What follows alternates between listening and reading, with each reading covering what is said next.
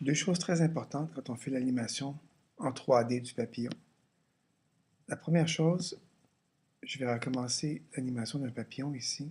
Je vais placer un papillon dans mon image. Je vais faire S pour Scale ou rééchantillonner l'image. Vous allez voir ici au milieu du corps du papillon,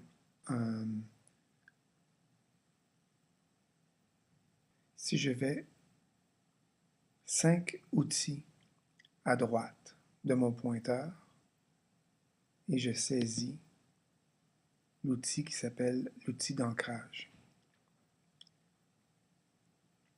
Je peux prendre mon point d'ancrage et le déplacer dans l'image et m'assurer que le point d'ancrage est bien au milieu, au centre physique de ma composition.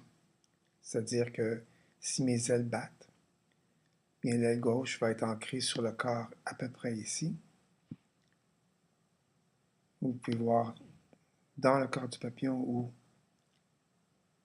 les courbes pointent et s'attachent au papillon.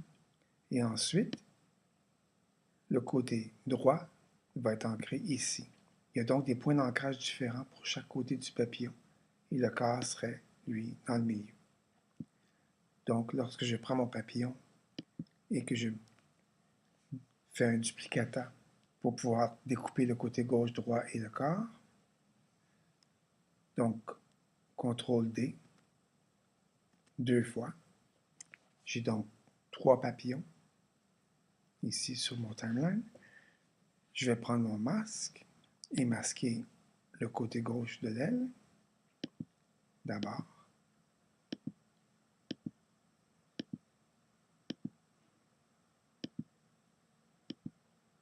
En utilisant l'outil plume, je vais faire assez large dans le blanc parce que je vais enlever le blanc en utilisant Extract, extraction.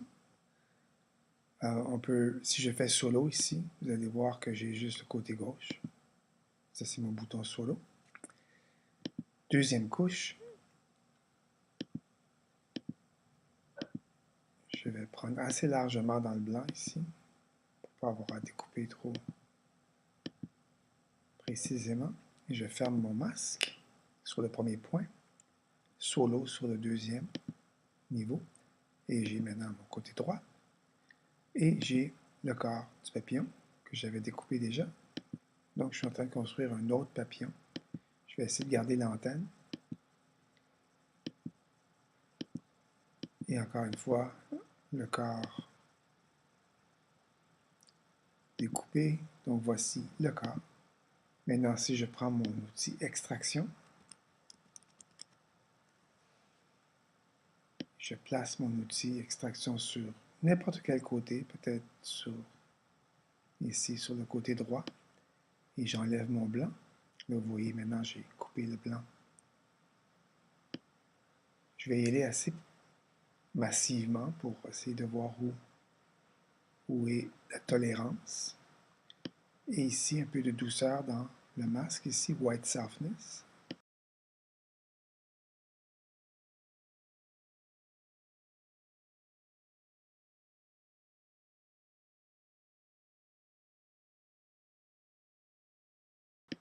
Donc, Extract, Copy.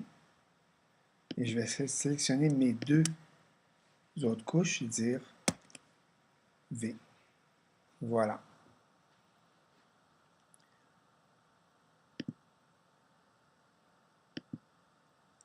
Maintenant, si je fais solo sur le côté gauche, je vois que mon point d'ancrage n'est pas exactement à l'endroit voulu. Je vais donc prendre mon outil point d'ancrage et le placer exactement où l'aile toucherait le corps du papillon.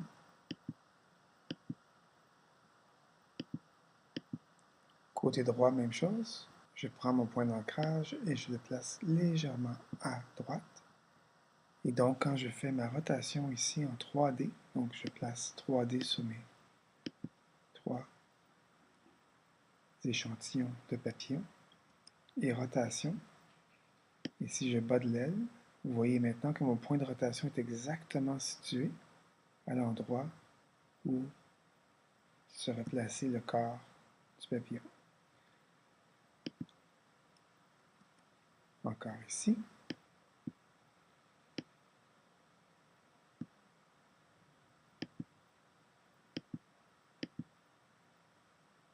De l'autre côté, la même chose.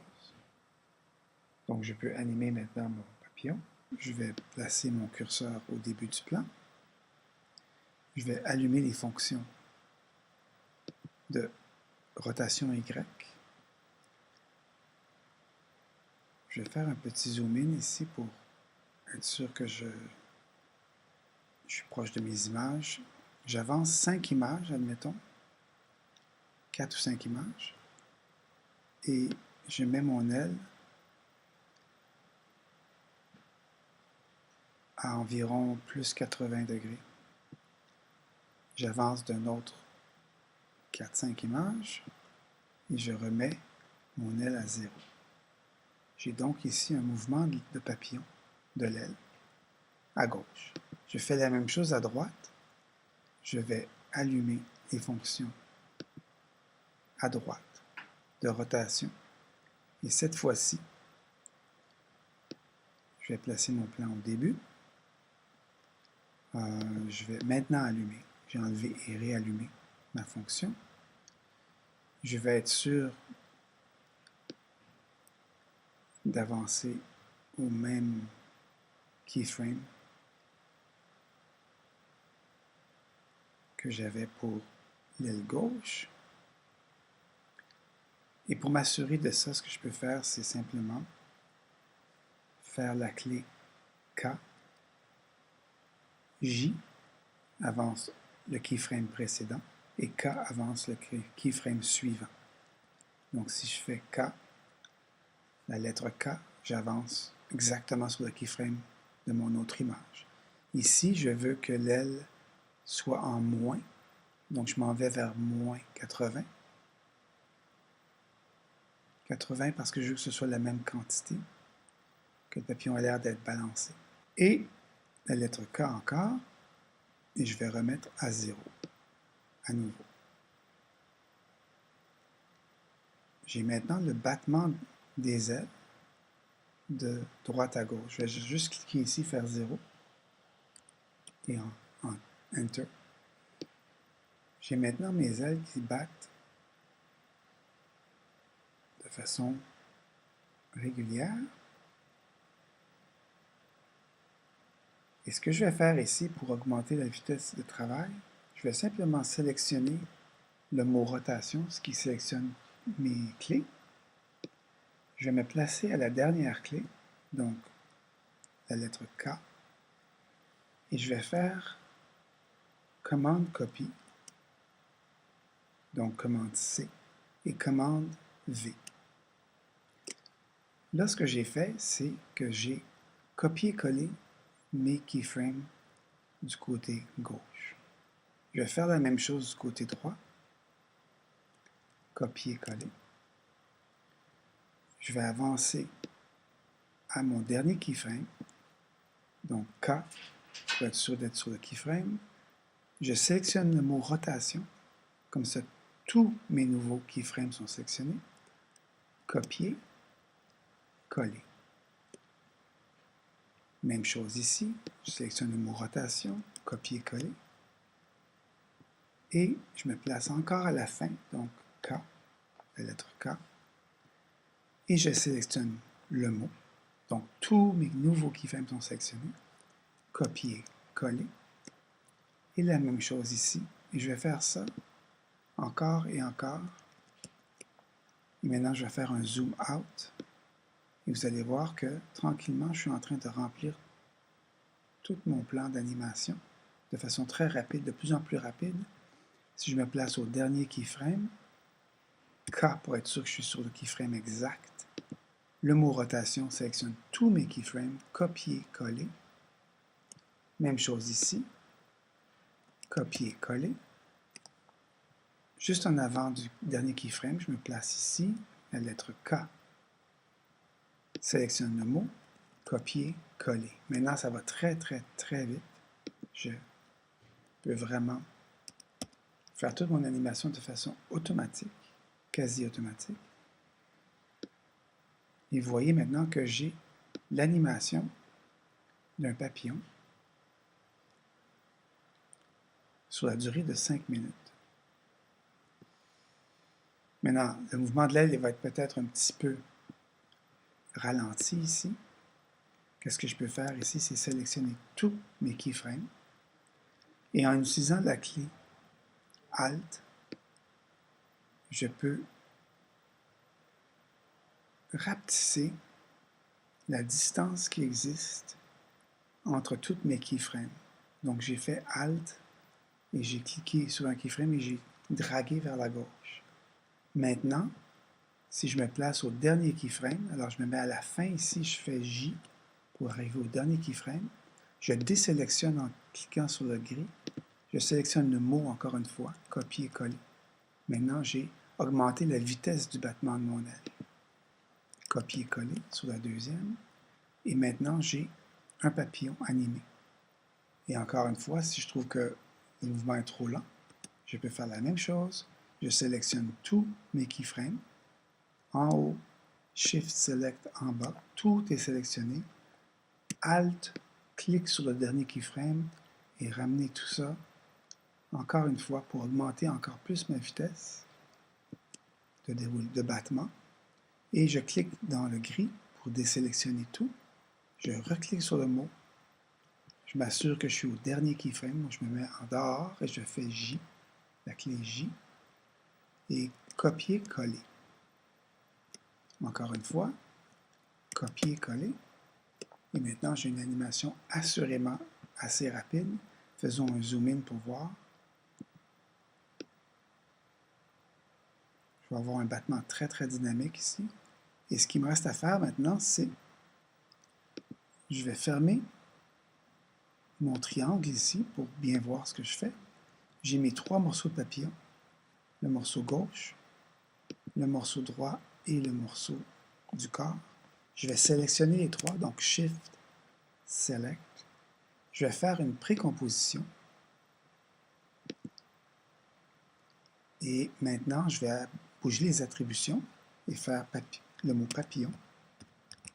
Écrire le mot papillon pour l'identifier. J'ai maintenant un papillon sur un seul layer. Et je vais remettre le 3D, donc la boîte 3D, et je vais faire ici un collapse. Je vais mettre le soleil, l'étoile, et j'ai créé un collapse. Maintenant, si je fais une rotation de mon papillon, en une seule couche, j'ai maintenant un papillon qui, vous pouvez voir maintenant, est en 3D.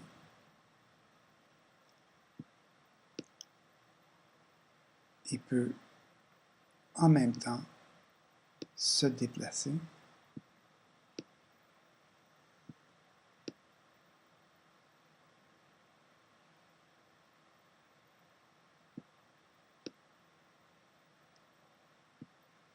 Et ici, le bas de l'aile, vous pouvez voir que mon papillon bat de l'aile. Et je peux maintenant le déplacer en position et mettre des images clés. Et je peux maintenant le rapetisser dans mon image et le faire se déplacer dans le plan, en haut, en bas, de droite à gauche, et en rotation, et créer une animation de mon papillon dans mon image qui était en dessous ici. Et donc, j'ai maintenant un papillon que je peux animer avec des images clés. Donc, position, j'ouvre mes images clés, orientation, j'ouvre mes images clés. Et maintenant, je peux déplacer mon papillon physiquement. Je vais prendre mon pointeur et le bouger dans l'espace. Je l'amène ici, je l'amène vers le haut. Je le fais tourner sur lui-même. De l'autre côté, je l'amène comme ça. Et physiquement, je le déplace. Et maintenant, mon papillon se déplace dans l'espace de mon plan. Il est en 3D et je peux l'amener où je veux.